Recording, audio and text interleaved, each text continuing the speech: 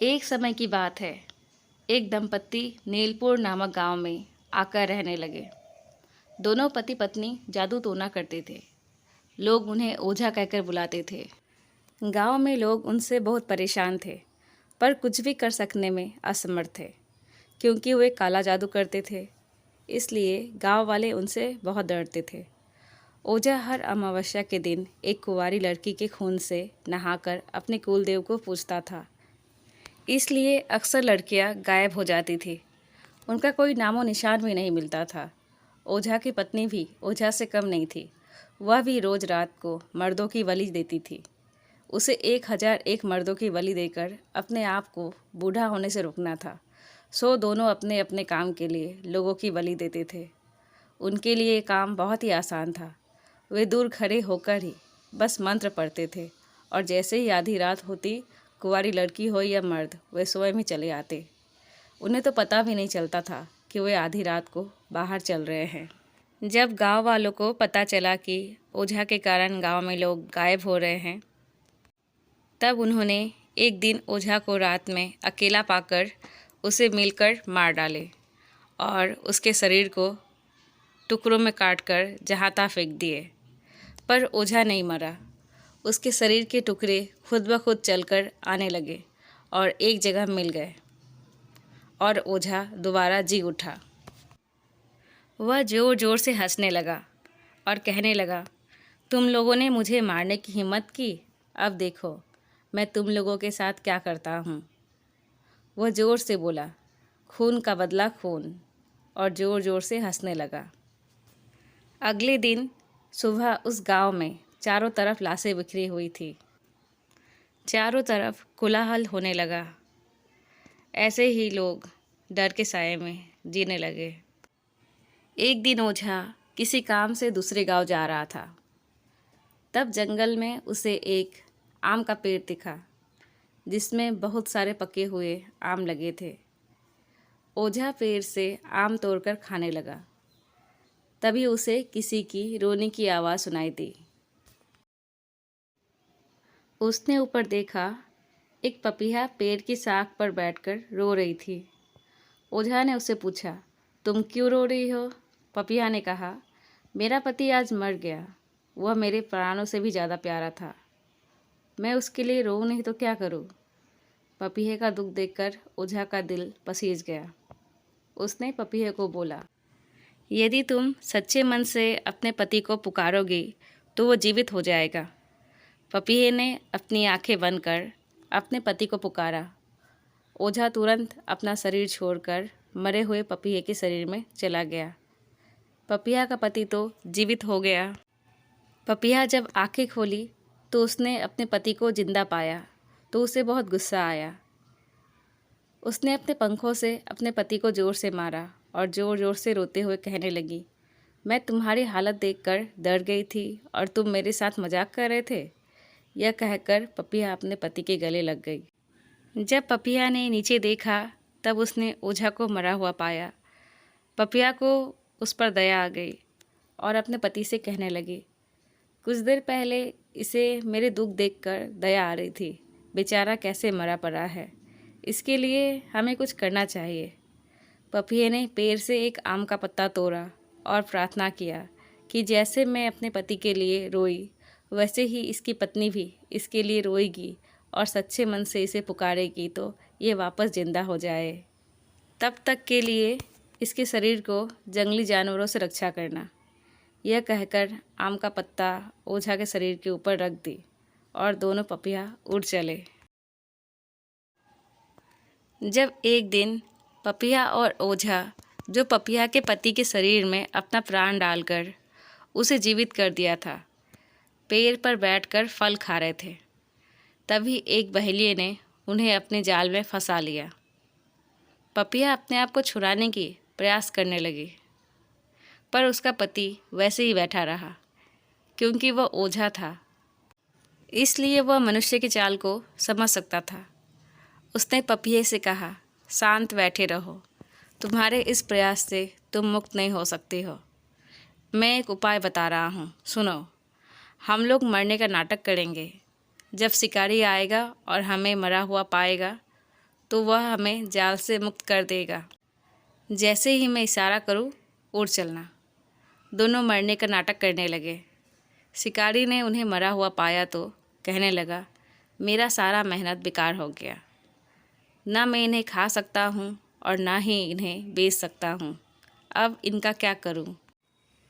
शिकारी ने पहले पपीहे को निकाल फेंका और जैसे ही ओझा पपीहे को जाल से निकाल फेंकने वाला था, वैसे ही ओझा पपीहे ने इशारा किया, भागो। पपीहा तो उड़ चली, पर बेचारा ओझा पपीहा शिकारी के हाथ फंस गया। शिकारी को बहुत गुस्सा आया और बोला, तुमने मुझे मूर्ख बनाया। तुम्हारे वजह से एक पपीहा हाथ से निकल गई। अब देखो तुम्हें मैं कैसे आग में भून कर खाता हूँ।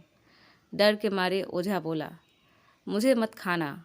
मुझे पकाओगे तो तुम्हें बस एक कौर ही मांस मिलेगा। अगर तुम मुझे जीवित ही रखोगे तो मैं तुम्हें माला माल कर दूंगा। शिकारी पहले तो पपीहे की बात सुनकर चौंक पड़ा, क्योंकि आज से पहले वह किसी भी पपीहे को बोलता हुआ नहीं सुना था। उसने तोते को बोलते हुए सुना था, पर वह सिर्फ बात को दोहराता था। पर आज उसने एक अजूबा पा लिया। उसने अपने मन ही मन कहा, अब तो मैं इसे हर हालत में अपने पास ही रखूँगा। अगर कोई 1000 रुपये भी देगा इस पपीहे की कीमत, तो भी मैं इसे नहीं बेचूँगा। शिकारी उसे अपने घर ले गया और खूब धन कमाने लगा। चारों तरफ यह बात फैल गई कि शिकारी के पास एक बोलने वाला पपीहा है, जो भूत भविष्य सब बताता है। जैसे ही यह खबर रानी के कानों तक पहुंची, वैसे ही राजा से कहकर शिकारी को अपने महल में बुलावा भेजी। रानी बहुत ही खूबसूरत थी, उसे अपनी सुंदरता का घमंड था। उसने शिकारी को अपने महल में बुलाकर उस पपीहे को रखने को कहा और बोली, थोड़ी देर में मैं तुम्हें पपीहे को सौंप दूंगी। मुझे इससे कुछ जानना है। अभी तुम जा सकते हो। शिकारी वहाँ से चला गया। रानी ने उस पपीहे से कहा, बोल रे पपीहा, पी कहा पी कहा। पपीहे ने उत्तर दिया, मैं तोता नहीं हूँ, जो तुमने कह दिया वह मैं दोहराऊँ। रानी को गुस्सा आया और उसने अपने आप को संभाला और पपीहे से हंसते हुए बोली, मैं तो बस तुम्हें परख रही थी। अच्छा, क्या तुम बता सकते हो मुझसे भी सुंदर स्त्री है कोई इस दुनिया में? पपीहा ज़ोर ज़ोर से हंसने लगा और कहने लगा, अपनी शक्ल तुमने देखी है? किसने कहा तुम सुंदर हो? मैंने तुमसे भी सुंदर स्त्रियाँ देखी है। रानी को बहुत गुस्सा आया और चिल्लाकर अपने दासियों को बोली, बाहर फेंक दो इस घटिया चीज़ को। जल्दी से इसे मेरी नज़रों से दूर करो। दासी ने पपीहे को शिकारी को सौंप दिया। शिकारी पपीहे को लेकर अपने घर लौट आया। उधर रानी को रात भर नींद नहीं आई, क्योंकि आज से पहले किसी की भी हिम्मत नहीं हुई थी उससे इस तरह से बात करने की। और तो और एक चिड़िया उससे ऐसे कैसे बात कर सकती है? रानी को बस उस पपीहे को मारकर ही अपने गुस्से को शांत करना था। कुछ ही दिनों में रानी का जन्मदिन आने वाला था। जन्मदिन के दिन राजा ने उससे पूछा, महारानी आपको क्या तोहफा चाहिए? रानी ने कहा, महाराज मेरे पास तो दुनिया की सारी कीमती चीज़ें हैं। मेरा महल बहुमूल्य हीरे मोतियों से भरा पड़ा है। मेरा मन इन सब चीज़ों से अब भर गया है। अब मुझे कोई अनोखा तोहफा दीजिए। राजा ने सोचा और बोला, पर यह अनोखा तोहफा मुझे कहाँ मिलेगा? रानी ने कहा, मुझे बोलने वाला पपीहा चाहिए। राजा ने कहा, ठीक है, मैं पपीहा लेकर आता हूँ।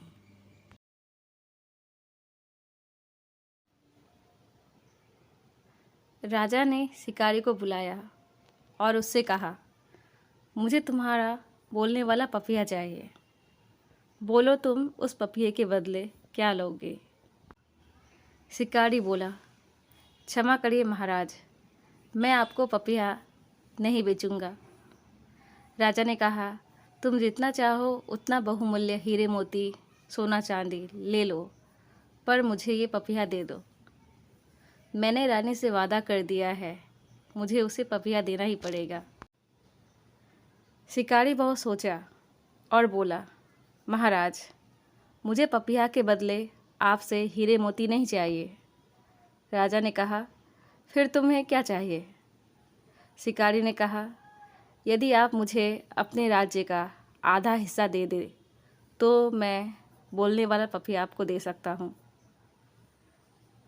राजा यदि चाहता तो शिकारी को कैद करवा कर उससे पपिया ले सकता था, पर राजा बहुत ही ईमानदार और सच्चा था, इसलिए उसने शिकारी को आधा राज्य के बदले बोलने वाला पपिया लेने का वादा किया। शिकारी जब घर आया तब पपीहे को बोला, अब से तुम्हारी देख रेख रानी करेंगी, मैं तुम्हें उनको सौंप रहा हूँ। पपीहा बोला, तुम ऐसा मत करो, रानी मुझे मारना चाहती है, इसलिए उसने मेरी मांग की है, क्योंकि मैंने उसे खूबसूरत नहीं कहा था। शिकारी ने कहा, पर राजा ने मुझे तुम्हारे बदले आधा राज्य देने का वादा किया है और मैं इस मौके को नहीं छोड़ना चाहता हूँ। पपीहे ने कहा, ठीक है, तुम मेरी एक पंख रख लो, अगर रानी मुझे मार डालेगी तो मैं पुनः जीवित हो सकता हूँ। शिकारी ने राजा को पपिया सौंपने से पहले एक पंख निकाल लिया और राजा को दे दिया। राजा ने पपिये को रानी को भेंट किया। राजा ने रानी से कहा, इसे रोज़ दाना पानी देते रहिएगा ताकि यह स्वस्थ रहे। मुझे इसके बदले आधा राज्य उस शिकारी को देना पड़ा, इसको अपने आप से भी ज़्यादा ध्यान रखिएगा महारानी। रानी ने कहा, नहीं, मैं उसे मार डालूंगी। राजा हंसते हुए बाहर चला गया। रानी हर रोज़ पपिये को दाना पानी देती और उसके शरीर में एक कांटा चुभाती। बेचारा पपीहा दर्द के मारे करहा उठता। रात को जब राजा आता तब पपीहा उससे कहता, आज रानी ने मेरे शरीर में कांटा चुभा दिया था, मुझे बहुत दर्द हुआ। राजा ने कहा, पपीहा ये क्या कह रहा है? रानी ने कहा, लगता है आज उसने ज़्यादा खाना खा लिया, शायद इसीलिए उटपटांग बोले निकल रही है। ऐसे ही दिन बीत रहा था। रानी उसे हर रोज़ कांटा चुभाती और एक दिन ऐसा आया जब राजा को पड़ोसी राज्य की मदद के लिए जाना पड़ा। तब रानी पपीहे के शरीर में कांटा चुभाकर छोड़ दी। बेचारा पपीहा दर्द के मारे चिल्लाता रहा, पर कोई सुनने वाला नहीं था। दर्द के मारे उसने खाना पीना सब छोड़ दिया और कुछ ही दिनों में वो मारा गया। जब पड़ोसी राज्य की मदद कर राजा अपने महल लौटा तो पिंजरा खाली पाया। राजा ने रानी से पूछा, पपीहा कहाँ है? रानी ने कहा, वो मर गया। आपकी याद में वो खाना पीना छोड़ दिया था, शरीर कमज़ोर होने के कारण वो मारा गया। राजा ने मन ही मन कहा, इस पपीहे की वजह से मेरा आधा राज्य चला गया। उधर ओझा के गांव वालों को पता चला कि ओझा का प्राण किसी शिकारी के पास एक पंख में बंद पड़ा है। वह उस पंख से दोबारा ओझा को जिंदा कर सकता है। वे सोचने लगे, यदि ओझा फिर से जीवित हो गया तो हमारा जीना बहुत ही मुश्किल हो जाएगा। इसलिए वे सभी शिकारी को ढूंढने निकल पड़े। ओझा पपीहे के मरने के बाद पंख से आवाज़ आने लगी। शिकारी, जो अब बहुत ही धनी हो गया था, उसने पंख निकाली और सुनने लगा। पंख ने कहा, जंगल के बीच एक आम के पेड़ के नीचे एक शव पड़ी होगी। अगर तुम इस पंख को उसके मुंह के ऊपर हिलाओगे तो तुम्हें अच्छा तमाशा देखने को मिलेगा। उधर रास्ते में गांव वालों को एक जंगल दिखा जिसके बीचों बीच एक आम का पेड़ था, जहाँ पर ओझा ने आम तोड़कर खाया था। गांव वालों ने देखा कि ओझा का शरीर उस पेड़ के नीचे पड़ा हुआ था। उन्हें बहुत ही आश्चर्य हुआ, क्योंकि उसका शरीर जैसे का तैसा था। ऐसा लग रहा था जैसे आज ही ओझा की मृत्यु हुई हो। उन्होंने एक गड्ढा किया और ओझा के शरीर को उसमें डालकर मिट्टी से ढक दिया। एक गांव वालों को शिकारी के घर का पता चल गया, जो महल से भी कम नहीं था। कुछ लोग मिलकर उसके द्वार गए और उनमें से एक बूढ़े व्यक्ति ने उस शिकारी से कहा, कल मुझे एक स्वप्न आया था। उस स्वप्न में ईश्वर ने मुझे बताया कि तुम्हारे पास एक पंख है, यदि तुम उसे जला दोगे तो एक चमत्कार होगा। शिकारी ने कहा, कैसा चमत्कार? उस व्यक्ति ने कहा, इसे जलाकर खुद ही देख लो। वे लोग चले गए और छिपकर देखने लगे। शिकारी ने पंख में आग लगाकर देखना चाहा, क्या चमत्कार होगा। जैसे ही पंख में आग लगी, पंख से आवाज़ निकली, हाय मैं जल रहा हूँ, मैं मर रहा हूँ। यह कहते कहते वह मारा गया। ओझा की पत्नी भी 1000 मर्दों की बलि देने के बाद जब अंतिम मर्द की बलि देने वाली थी, भाग्य से वो जान गया था कि ओझा की पत्नी उसे आज रात ही मार डालेगी। इसलिए उसने अपने पास एक कैंची छिपा रखा था। रात में जब वह मदहोशी की हालत में ओझा की पत्नी के पास पहुंचा, तो अपने आप को उसने एक विशाल मूर्ति के नीचे लेटा हुआ पाया। ओझा की पत्नी अग्नि के पास बैठकर मंत्र का जाप करने में मग्न थी। उसके लंबे खुले हुए बाल उसके मुख पर बिखरे हुए थे। उस व्यक्ति को किसी ने कहा था कि यदि मंत्र पढ़ते वक्त कोई ओझा की पत्नी का बाल काटकर अग्नि में डाल दे तो वह पूजा नहीं कर सकती, जिस कारण वह कमज़ोर होकर खुद ब खुद मर जाएगी। उस व्यक्ति ने तुरंत उठकर उसके बाल काट लिए। ओझा की पत्नी को पता भी नहीं चला। जब व्यक्ति ने उसके बाल अग्नि में फेंक दिया, तब वह दर्द से तड़पने लगी। वह व्यक्ति अपना जान बचाकर भाग निकला। ओझा की पत्नी का प्राण धीरे धीरे निकल रहा था। उसे अपने पति की बहुत याद आ रही थी। कई महीने हो गए थे उसे देखे हुए, इसलिए मरने से पहले उसे बस एक बार देखना चाहती थी। ओझा की पत्नी ने अपने पति को जोर से पुकारा। ओझा का शरीर जमीन के अंदर गिरा था। वह जीवित होकर अपने आप ही गड्ढे से बाहर निकल आया और तुरंत अपनी पत्नी के पास खींचा चला गया। अपनी पत्नी को मरता देख उसे बहुत दुख हुआ, क्योंकि पंख के जलने के बाद उसे लग रहा था कि अब वह नहीं बच सकता। उसके पापों का घड़ा भर चुका है। तब उसकी पत्नी ने उसे बचाया। ओझा मन ही मन उस पपीहे को भी धन्यवाद कर रहा था जिसने उसके लिए प्रार्थना किया था। आज उस पपीहे की प्रार्थना से ओझा जीवित था, पर आज जब उसे अपनी गलती का एहसास हुआ, तब उसकी पत्नी उसके साथ नहीं रही। वह अपनी पत्नी के राख को अपने साथ दूसरे गांव ले गया, जहां उसे कोई भी नहीं पहचानता था। ओझा अकेले ही आम आदमी की ज़िंदगी जीने लगा। उसके बाद वो कभी भी बुरा काम नहीं किया। गांव वाले भी खुशी से रहने लगे, क्योंकि उनके लिए ओझा और उसकी पत्नी मर गए थे। सभी गांव वाले अब आनंद से अपना जीवन काटने लगे।